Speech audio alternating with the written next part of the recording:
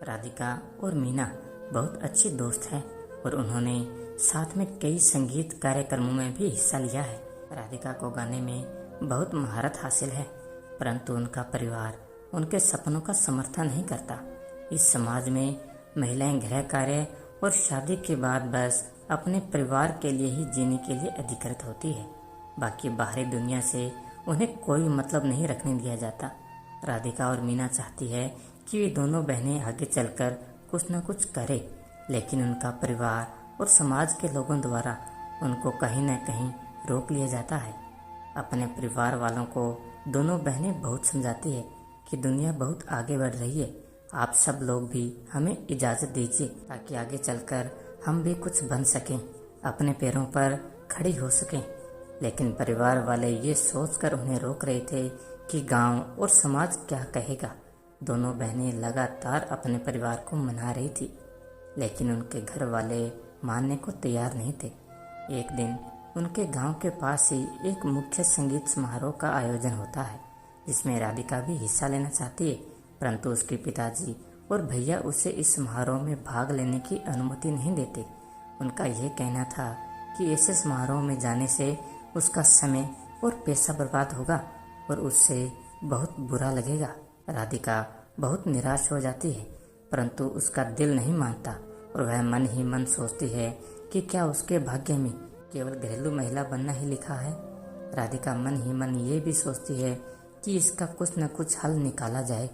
राधिका अपनी दोस्त मीना से बात करती है और उसे सब कुछ समझाती है कि तुझको क्या करना है। उनकी बातें आगे बढ़ती है। यही वह समय है जब राधिका अपनी सहेली मीना से मिलती है और वह दोनों अपनी चाहत को पूरा करने के लिए मिलकर योजना बनाती है। राधिका गाने के लिए समारोह में जाएगी और मीना उसके घर के काम करेगी। इस प्रकार वे अपने सपनों को पूरा करने के लिए एक दूसरे का सहारा बनती है। संगीत समारोह के दिन राधिका अपने गीत से पूरे आदर्शवादी समाज को चौंका देती है।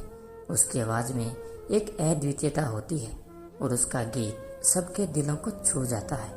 इससे पहले कि कोई उसे रोक सके, वह अपनी कविता से एक माधुर्यपूर्ण प्रस्तावना करती है।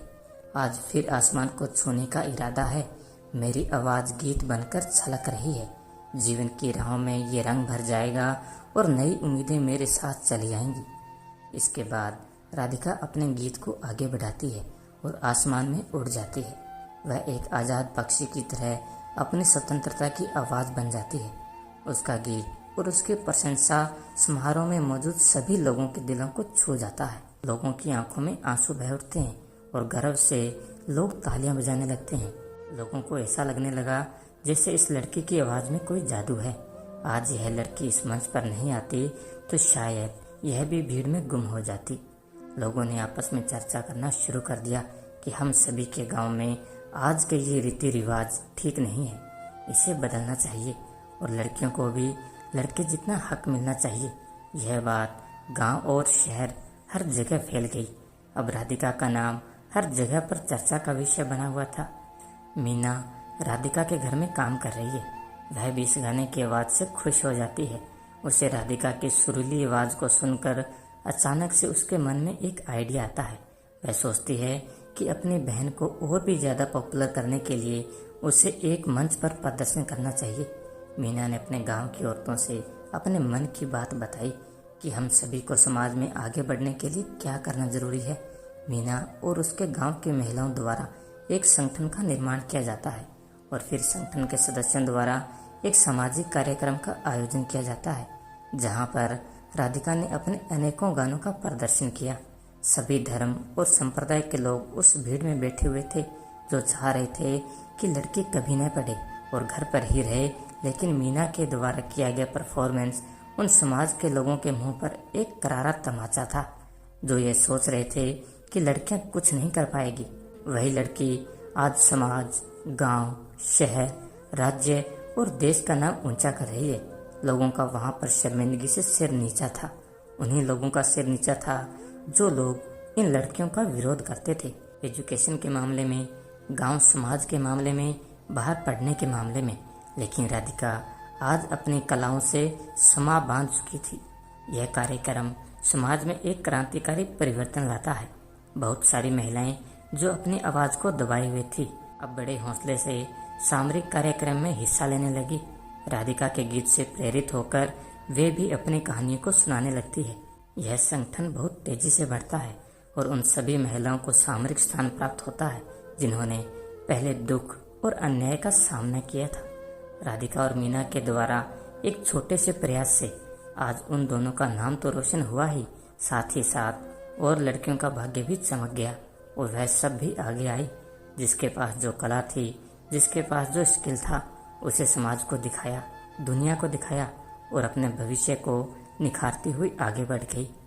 यह कहानी हमें बताती है कि महिलाएं किसी भी समाज में शक्तिशाली हो सकती है। उनकी आवाज़ को सुना जाना चाहिए और उन्हें आदर्शवादी सोच से मुक्त किया जाना चाहिए।